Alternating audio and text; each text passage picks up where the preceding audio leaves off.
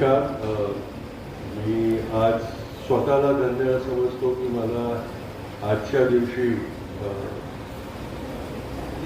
साने गुरुजींच्या स्मृती दिवसाच्या निमित्ताने इथे त्यांच्या जन्मभूमीत यायला भेटलं आणि त्यांच्या घरी जाऊन त्यांचा आशीर्वाद मिळवायची मी मला संधी मिळाली. त्याच्याबद्दल मी आयोजकांचा फार आभार मानतो.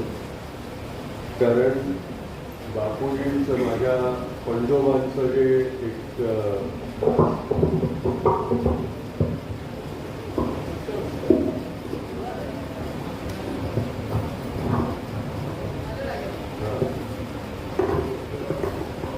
ते जे एक जिवंत संदेश होता क्रांतीचा, समाज सुधारचा, त्यांचं मूर्तिमंत स्वरूप म्हणजे साने गुरुजीमध्ये दिसत असतं. मला कधीच ही संधी भेटली नव्हती यायची आणि मला जाणीवही नव्हती की अशी जागा आहे म्हणून इथे यायची मला संधी भेटली. तर मी मला स्वतःला फारच हे धन्य समजतो. मराठी बोलतो मी, पण मराठी माझं एवढं शुद्ध नाही आहे, त्याची माफी मागून. तुम्ही सगळे हिंदी समजता ना? मुलं हिंदी समजतात? तर हिंदीमध्ये मी माझं पुढचं जे सांगायचं आहे ते सांगेन. कारण दोघे माझे पंजोबा आणि साने गुरुजी त्यांचा जीवनाचं एक ध्येय म्हणजे समता आणि सर्वांना सन्माननीय जीवन जगायची संधी असावी, असा समाज बनायला पाहिजे, ही त्यांची वृत्ती होती. तो जब बापू 1915 में दक्षिण अफ्रीका से भारत वापस आए तो अहमदाबाद शहर में बापू ने अपना पहला आश्रम कोचरब आश्रम स्थापित किया और कोचरब आश्रम में सारे लोग एकत्र रहने लगे. थोड़े दिनों के बाद बापू ने उस कोचरब आश्रम में एक दलित परिवार को निमंत्रित किया और अपने साथ रहने को कहा. उस जमाने में ऊंच नीच और अछूत सवर्ण ये सब चीज़ों की रूढ़ी बहुत थी. तो आश्रम में खलबली मच गई कि हम एक जिसे अछूत कहते हैं वैसी परिवार के साथ कैसे रह सकते हैं. कई लोग आश्रम छोड़ के चले गए. बापू ने कहा कि अगर छोड़ना चाहते हो तो ज़रूर आप जा सकते हो, लेकिन उसके बाद मेरे आश्रम के दरवाजे आपके लिए कायम बंद रहेंगे, आप वापस नहीं आ सकते. कई लोग छोड़ के चले गए. समाज ने उनका बहिष्कार किया इस हद तक कि जो पास में कुआं था जहाँ से वो पानी लेते थे, उस कुएं में से पानी लेना भी उनका बंद करवा दिया. लेकिन बापू ने कहा कि आप चाहे जो भी करें, लेकिन मैं उनको बाहर जाने को नहीं कहूँगा, वो हमारे साथ ही रहेंगे. आखिर में बापू की जीत हुई और वो वहाँ रहे. उसके बाद बापू ने साबरमती आश्रम की स्थापना की और साबरमती आश्रम में रहकर जब सत्याग्रह की सूत्र अपने हाथों में उन्होंने लिए, तो जब सत्याग्रह की लड़ाई लड़ने का वक्त आया तो बापू ने ऐलान किया कि ये अंग्रेज़ों की पढ़ाई लिखाई, उनके सारी जो सामान है उनका सबका बहिष्कार करके हमने राष्ट्रीय भावना उत्पन्न करनी है. पर पढ़ाई लिखाई का बहिष्कार करके उन्होंने ये नहीं कहा था कि कोई पढ़े लिखे नहीं, और इसलिए उन्होंने राष्ट्रीय संकल्पना की, स्कूल शुरू की अपने आश्रम में. और उन्होंने तय किया कि उस स्कूल में भी धर्म या जाति का भेदभाव नहीं होगा, सारे धर्म और सारी जाति के बच्चे एक साथ पढ़ेंगे. जब सवर्णों को ये पता चला कि हमारे बच्चों के साथ दलितों के बच्चों को बिठाकर शिक्षा दी जाती है, तो उन्होंने आके बहुत विरोध किया उसका और कहा कि नहीं, ऐसा नहीं हो सकता, वो जो अछूत बच्चे हैं उनको वर्ग में से बाहर निकाल दो. बापू ने कहा कि नहीं, मेरी स्कूल में तो ऐसा नहीं हो सकता, मेरी स्कूल में ये भेदभाव में हरगिज़ नहीं होने दूँगा.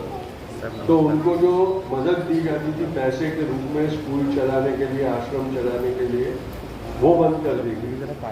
फिर भी बापू नहीं माने. बापू ने कहा कि मेरे उसमें तो मैं भेदभाव चलाऊंगा नहीं, रखूंगा. फिर सवर्ण आए, उन्होंने कहा ठीक है तुम उनको निकालो मत, पर उनके बच्चों को वर्ग के बाहर बिठा के पढ़ाई करने दो. हमारे बच्चों के साथ बैठने नहीं देना। बापू ने कहा ऐसा भी नहीं होगा। तो फिर सवर्णों ने कहा कि ठीक है, हमारे बच्चे बाहर चले जाएंगे, आप उन बच्चों को अपने पास रखो, हमें कोई दिक्कत नहीं है। बापू ने कहा ठीक है, अगर जाना चाहे तो चाहे, मैं किसी को बाहर जाने को नहीं कहूँगा। आखिर में बापू की जीत हुई।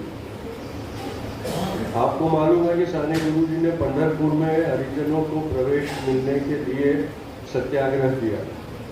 बापू ने भी कई बार ऐसे सत्याग्रह किए। उन्होंने जो आज उड़ीसा है उस राज्य में हरिजन यात्रा निकाली थी। उसका समापन पुरी में होना था, क्योंकि पुरी में दलितों को जगन्नाथपुरी के मंदिर में प्रवेश नहीं था। इस हद तक कि उस मंदिर से जो पूरी गांव जो था उसकी जो सीमा थी, उस सीमा के अंदर भी उनको आने नहीं दिया जाता। तो बापू ने सत्याग्रह किया था और पुरी के बाहर वो रुक गए थे कि जहाँ मेरे भाइयों और बहनों को आने की अनुमति नहीं है, वहाँ मैं भी नहीं जाऊँगा। उस वक्त कस्तूरबा उनके साथ थी। कस्तूरबा को मन हुआ कि मैं पूरी देखना चाहती हूँ, इतना बड़ा तीर्थ है, मैं इतनी नज़दीक आके रही हूँ, तो मैं वो देखना जाना चाहती हूँ। तो वो बापू की अनुमति के बगैर चली गई।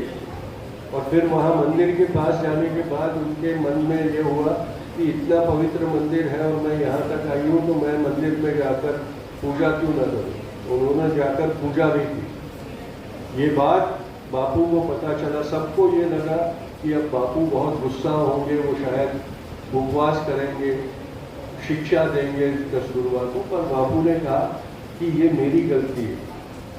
मेरी पत्नी को मेरा जो भाव है, मेरी जो भावना है, वो ठीक से समझा नहीं सका, इसलिए उसकी भक्ति को वो रोक नहीं सकी। और जहाँ इंसानों में भेदभाव किया जाता है वैसी जगह पर भी वो चली गई। ये मेरी गलती है, मेरी कमजोरी है, मैंने ये सुधारना चाहिए। अगर मेरी पत्नी ही मेरी बात समझ नहीं सकती तो मैं समाज को कैसे मेरी बात समझा सकूँ। आज ये सारे जो संत रूपी लोग बने, जो महान नेता बने, उनको गुजरे कई साल हो गए। साने गुरुजी का स्मृति दिन आज हम मना रहे हैं। पर आज हमने सबने ये सोचना चाहिए कि जो कल्पना का भारत उन्होंने बनाने का सोचा था, क्या हमने वो समता अपने समाज में ला दी है? क्या हमने हमारे समाज में सबको समान अधिकार और समान सम्मान से जीने का ऐसा समाज बनाया है? अभी 2 साल पहले हमको आज़ादी को 75 साल हुए ना। आप सबने अपने घर पर झंडे लहराए थे। मोदी जी ने कहा था ना कि घर घर तिरंगा लहराना है। हाँ, पर फिर भी प्रधानमंत्री ने घर नहीं दिया, लेकिन कहा कि घर पे झंडा लहरा। सबने लहराया। किसी को ये याद है कि उस 15 अगस्त के 3 दिन पहले राजस्थान में एक 9 साल का इंदर मेघवाल नाम का बच्चा था, दलित था, स्कूल में पढ़ता था। उसको प्यास लगी तो उसने अपने शिक्षक के लिए रखे गए घड़े में से 1 गिलास पानी निकाल के पिया।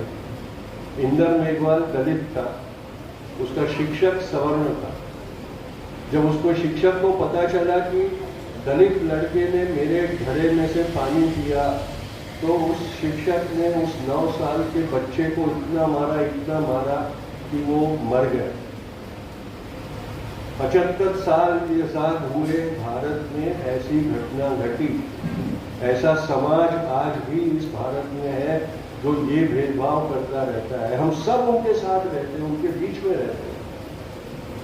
तो क्या हमने हमारे संत रूपी नेताओं के पूरे जीवन के मकसद को निष्फल नहीं बना दिया?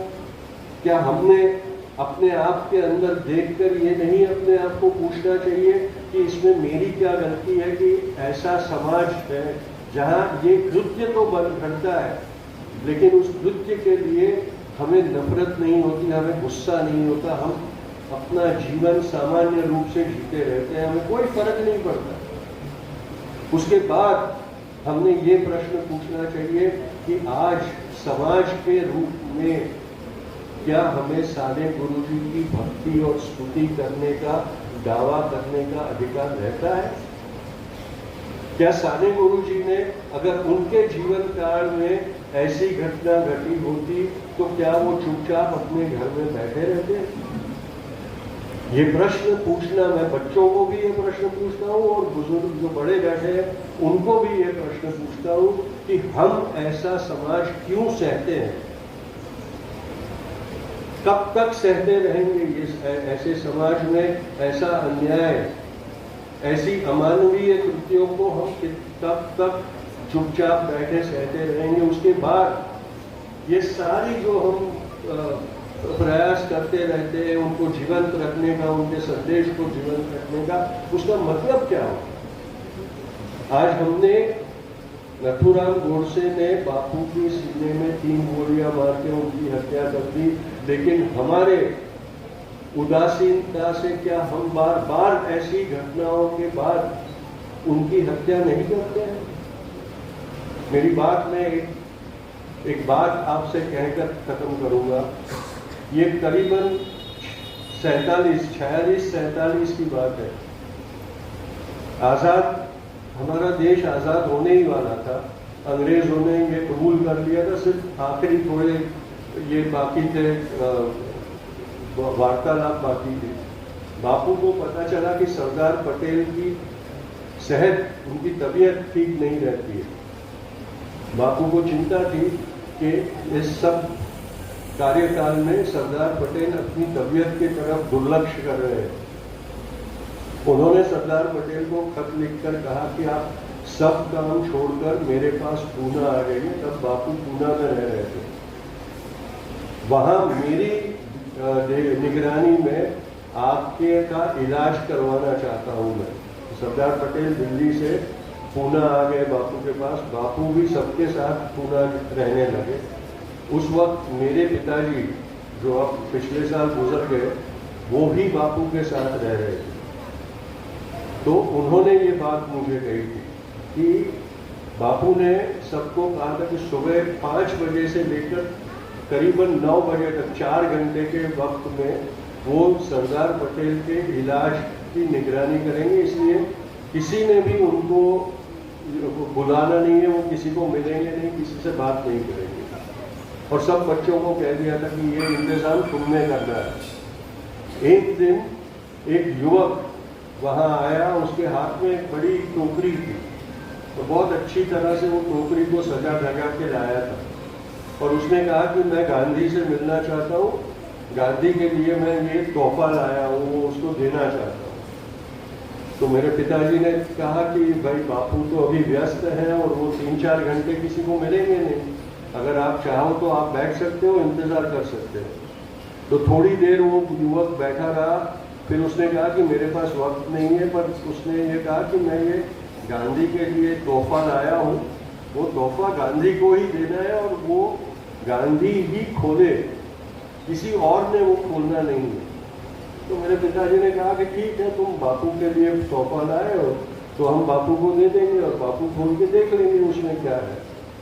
और वो युवा वहां से चला गया।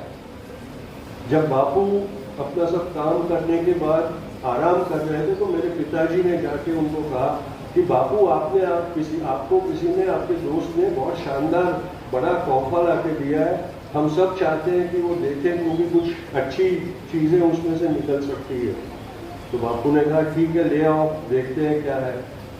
जब बापू ने के सामने वो टोकरी रखी गई तो उन्होंने मेरे पिताजी को कहा कि अब तुम खोल के दिखाओ इसमें क्या है। मेरे पिताजी को तो बहुत उत्सुकता थी, वो आपके जितने ही थे उस वक्त। गए तोहफा खोल के देखते हैं क्या अच्छी अच्छी चीजें इसमें मिली है हमें। तो जब टोकरी उन्होंने खोली तो उनके चेहरे पर से रंग उड़ गया, क्योंकि उस टोकरी में पूरी टोकरी भरकर पुराने जूते चप्पल थे, फटे पुराने जूते चप्पल। वो टोकरी भर के दिए थे। सबको लगा कि ये तो तोहफा नहीं है, ये तो अपमान है। सब बहुत नाराज हो गए कि किसी ने बापू का ऐसा अपमान कर दिया, उनको पुरानी जूती चप्पल दिए हैं सब। बापू एकदम हंस लिए, बोले क्या शानदार तोहफा दिया है मुझे। तो सबने कहा इसमें क्या शानदार है, ये फटे पुराने जूते चप्पल है। तो उन्होंने मेरे पिताजी को कहा कि अरुण तुम जाके ये भंगार वाले के पास बेच के आओ और उसमें से जो पैसे मिलते हैं वो लाके मुझे दो। तो मेरे पिताजी और उनका भाई, एक भाई दूसरा था, चचेरा भाई था, वो दोनों टोकरी लेके गए और इस कबाड़ी वाले के पास वो बेच दिया। उस जमाने में उनको कुछ 2-2.5 रुपए उसमें से मिले। वो आके उन्होंने बापू को दिए कि बोले ये देखो 2-2.5 रुपए मिले। तो बापू ने कहा कि अब ये जाके हरिजन सेवा फंड में इसको जमा कर दो, किसी अज्ञात दोस्त ने दी हुई ये भेंट है, उस अज्ञात दोस्त के नाम से पर्ची फाड़ दो। तो मेरे पिताजी ने वो पर्ची फाड़ दी। अब हर रोज शाम को बापू जनता से मिलते थे, सब जनता उनको मिलने आती थी, प्रार्थना होती थी, उसके बाद बापू का प्रवचन होता था। तो उस दिन भी प्रार्थना हुई, सर्वधर्म प्रार्थना हुई। उसके बाद बापू ने प्रवचन किया और कहा आज एक अज्ञात दोस्त ने मुझे बहुत कीमती तोहफा दिया था, मैं चाहता हूं कि उस अज्ञात दोस्त का मैं अभी धन्यवाद कहूं, पर वो मेरे लिए रुका नहीं और उसका नाम भी मुझे मालूम नहीं।